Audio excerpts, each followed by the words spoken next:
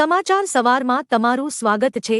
આજના તાજા અને મુખ્ય સમાચાર જાણીએ તે પહેલા ચેનલને સબસ્ક્રાઇબ કરી લો। 31 ડિસેમ્બર માટે પોલીસ કમિશનરે બહાર પાડ્યું જાહેરનામું। આગામી 31 ડિસેમ્બર અને ન્યૂ યર 1 જાન્યુઆરી 2024 માટે પોલીસ કમિશનરે જાહેરનામું બહાર પાડ્યું છે। આ જાહેરનામું અમદાવાદ પોલીસ કમિશનર દ્વારા બહાર પાડવામાં આવ્યું છે, જે મુજબ 31 ડિસેમ્બરે રાત્રે લોકો ઉજવણીના ભાગરૂપે રાત્રે 12:30 વાગ્યા સુધી જ ફટાકડા ફોડી શકશે। આપને જણાવી દઈએ કે કાયદો અને વ્યવસ્થા જળવાઈ રહે એ માટે અમદાવાદ પોલીસ કમિશનર દ્વારા આ નિર્ણય લેવામાં આવ્યો છે।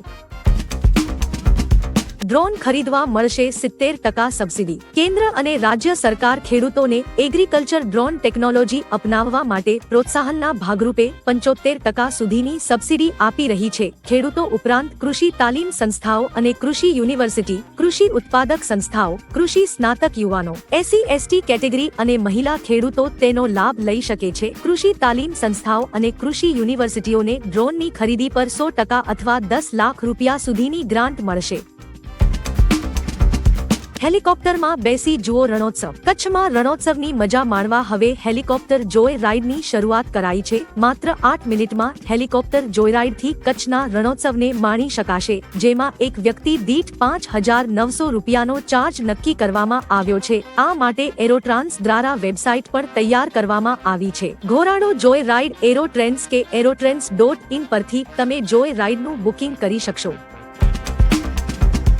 રાજકોટના વિસ્તારમાં દીપડાના આંટા ફેરા। સમાચાર મળી રહ્યા છે કે રાજકોટના અનેક વિસ્તારોમાં દીપડાએ દેખા દીધા છે। દીપડાના આંટા ફેરાથી લોકોમાં ભયનો માહોલ ઊભો થયો છે, જેમાં ખાસ કરીને કણકોટ તથા વાગુદડ ગામે તેમજ કણકોટના કૃષ્ણનગર પાસે દીપડો દેખાયો હતો। વન વિભાગ દ્વારા દીપડાને પકડવા માટે પાંજરા મૂકવામાં આવ્યા છે, પરંતુ હજુ દીપડો પાંજરે પુરાયો નથી। આગળ મહત્વના સમાચાર હજુ બાકી છે, તેની શરૂઆત પહેલા વિડીયોને લાઇક કરીને તમારો સહકાર આપો। આગામી વર્ષે મોટા પાયે થશે ભરતી। સરકારી નોકરીની તૈયારી કરતા ઉમેદવારો માટે સારા સમાચાર આવ્યા છે। ગુજરાતના મુખ્ય સચિવ રાજકુમારે ગાંધીનગર ખાતે સુશાસન દિવસની ઉજવણી દરમિયાન નિવેદન આપતા કહ્યું કે આગામી વર્ષે રાજ્ય સરકાર વિવિધ વિભાગોમાં મોટી ભરતી બહાર પાડવાની યોજના કરી રહી છે। રાજ્યના વિવિધ વિભાગોમાં કર્મચારીઓની ઘટ છે, જેને પૂર્વ CMની સૂચના મુજબ ભરતી પ્રક્રિયા હાથ ધરવામાં આવશે।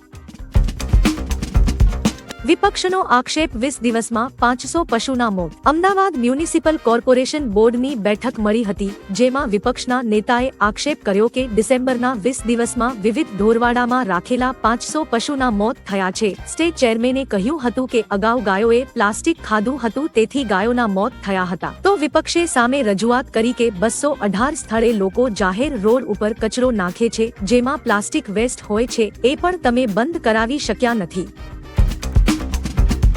આ મહાદેવના મંદિરની કાયા પલટ થશે। ઊંઝાના સુણોક ગામના મહાદેવના મંદિરની કાયા પલટ થશે। કેન્દ્ર સરકારની પ્રસાદ યોજના હેઠળ આ મંદિરને પસંદ કરાયું છે। ગુજરાતના અન્ય ફેમસ મંદિરની જેમ આ મંદિરને પણ ફેમસ કરવાના પ્રયત્નો કરાશે। તે સોલંકી યુગનું પૌરાણિક નીલકંઠ મહાદેવ મંદિર તરીકે ઓળખાય છે। પાટણના રાજા સિદ્ધરાજ જયસિંહ સોલંકી દ્વારા આ મંદિરનું નિર્માણ કરાવવામાં આવ્યું હતું। આ મંદિરનું સ્થાપત્ય મોઢેરા સૂર્ય મંદિરથી લગભગ 100 વર્ષ પ્રાચીન છે।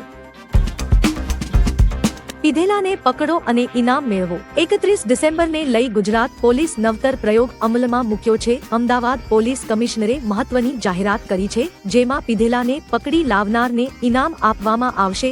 જો કે ખાસ કરીને દારૂ પીને કાર ચલાવતા લોકોને પકડી લાવનાર પોલીસ કર્મીને અમદાવાદ શહેર પોલીસ કમિશનર દ્વારા ઇનામ આપવામાં આવશે। પીધેલાને પકડીને ડ્રંક એન્ડ ડ્રાઇવનો કેસ કરનાર પોલીસ કર્મીને ઇનામ પેટે ₹200 આપવામાં આવશે।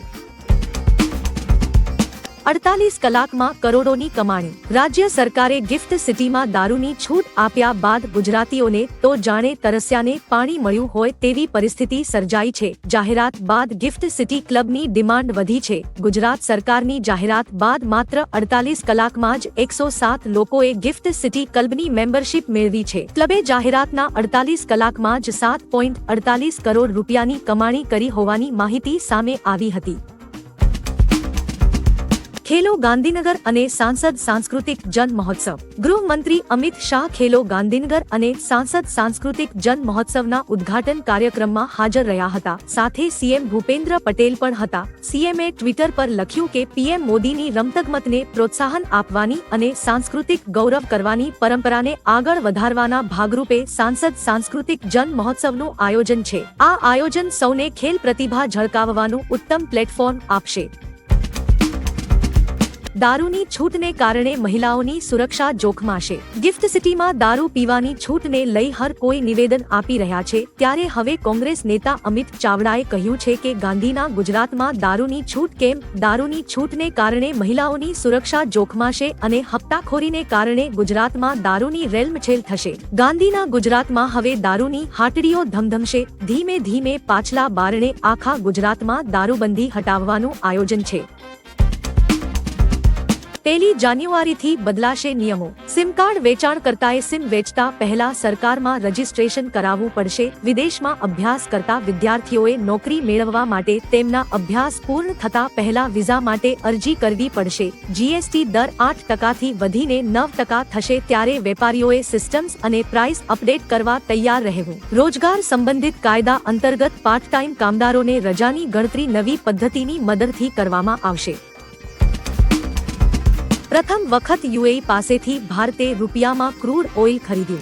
ભારતે યુએઈ પાસેથી પ્રથમ વખત રૂપિયાના માધ્યમથી ક્રૂડ ઓઇલ ખરીદ્યું છે. Abu Dhabi national oil company પાસેથી 10 લાખ બેરલ ક્રૂડની ખરીદી માટે ઇન્ડિયન ઓઇલ કોર્પોરેશન દ્વારા આ ચૂકવણી કરવામાં આવી છે. આઈઓસીના આ પ્રયાસને આંતરરાષ્ટ્રીય સ્તરે રૂપિયાને સ્થાપિત કરવાની દિશામાં એક મોટું પગલું માનવામાં આવી રહ્યું છે. ભારતે જુલાઈમાં યુએઈ સાથે રૂપિયામાં ચૂકવણી માટે કરાર કર્યો હતો.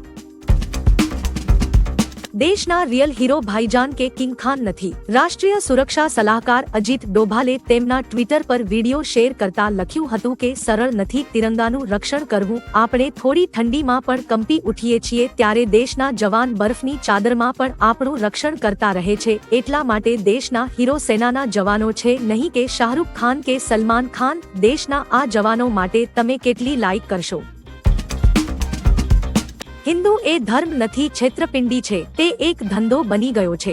સપા નેતા સ્વામી પ્રસાદ મૌર્યએ ફરીવાર હિન્દુ ધર્મ અંગે વિવાદિત નિવેદન આપ્યું છે. સપા નેતાએ કહ્યું, હિન્દુ એ ધર્મ નથી, તે માત્ર એક છેતરપિંડી છે. કેટલાક લોકો માટે તે એક ધંધો છે. આરએસએસ ચીફ મોહન ભાગવતને ટાંકીને સ્વામી પ્રસાદે કહ્યું, હિન્દુ કોઈ ધર્મ નથી, જીવન જીવવાની કળા છે. સ્વામી પ્રસાદે કહ્યું, આરએસએસ ચીફ ધર્મના ઠેકેદાર છે. તેના નિવેદનથી કોઈની લાગણી નથી દુભાતી. તે હિન્દુના નામે મત મેળવે છે. પાકિસ્તાનમાં પહેલીવાર હિન્દુ મહિલા ચૂંટણી લડશે. પાકિસ્તાનમાં પહેલીવાર કોઈ હિન્દુ મહિલા ચૂંટણી લડવા જઈ રહી છે. સવેરા પ્રકાશ ખૈબર પખ્તુનખ્વાના બુનેર જિલ્લાની રહેવાસી છે. તે પાકિસ્તાન પીપલ્સ પાર્ટી પીપીપીની મહિલા વિંગની મહાસચિવ છે. તેણે બુનેરની પીકે 25 બેઠક પરથી પણ ઉમેદવારી નોંધાવી છે. સવેરાના પિતા ઓમ પ્રકાશ પણ પીપીપીના સભ્ય રહી ચૂક્યા છે અને હવે તેમની પુત્રી તેમના પગલે ચાલી રહી છે. દેશમાં JN1 વેરિયન્ટના 69 કેસ. દેશમાં કોરોનાના કેસો વધી રહ્યા છે, ત્યારે કોરોના નવા વેરિયન્ટ JN1 કેસોએ પણ ચિંતા વધારી છે. દેશમાં JN1 વેરિયન્ટના 69 કેસ નોંધાયા છે. દક્ષિણ રાજ્ય કર્ણાટકમાં સૌથી વધુ 34 કેસ નોંધાયા છે. દેશમાં કોવિડ-19 JN1ના 69 કેસો છે. કર્ણાટકમાં સૌથી વધુ 34 છે. મહારાષ્ટ્રમાં 9, ગોવામાં 14, કેરળમાં 6 અને તમિલનાડુમાં 4 અને તેલંગાણામાં 2 કેસ છે. ટૂંક સમયમાં લગ્ન કરશે પંડિત ધીરેન્દ્ર શાસ્ત્રી. બાગેશ્વર ધામના બાબા પંડિત ધીરેન્દ્ર કૃષ્ણ શાસ્ત્રી ટૂંક સમયમાં લગ્ન કરશે. તેમણે ખુદ આની જાહેરાત કરી છે. તેમણે કહ્યું કે હું ટૂંક સમયમાં શહેરો સજાવીશ. સનાતનમાં બધું માતા પિતા અને ગુરુની પરવાનગીથી થાય છે. અમારા માતા પિતા પરવાનગી આપે ત્યાં હું લગ્ન કરીશું. મને લગ્ન માટે પૂછતા ઘણા પત્રો મળ્યા છે. કેટલીક યુવતીઓ તેમની સાથે લગ્ન નહીં કરે તો આત્મહત્યાની ધમકી આપી રહી છે. તેથી તેઓ જલ્દી લગ્ન કરી દેશે. પ્રભાસની ફિલ્મ સાલારે નવો રેકોર્ડ બનાવ્યો. પ્રભાસની ફિલ્મ સાલાર બોક્સ ઓફિસ પર ધૂમ મચાવી રહી છે. દર્શકો તરફથી સારો પ્રતિસાદ મળી રહ્યો છે. ફિલ્મે શરૂઆતના દિવસથી જ રેકોર્ડ બ્રેક કમાણી શરૂ કરી હતી. આ ફિલ્મે વધુ એક રેકોર્ડ પોતાના નામે કર્યો છે. ક્રિસમસના કારણે 4 દિવસના વીકેન્ડમાં ફિલ્મે પઠાણ જવાનને પાછળ છોડ્યા છે. વીકેન્ડ પર ફિલ્મનું કુલ કલેક્શન 245 કરોડ થઈ ગયું છે, જ્યારે પઠાણે સપ્તાહના અંતે માત્ર 220 કરોડ રૂપિયાની કમાણી કરી હતી.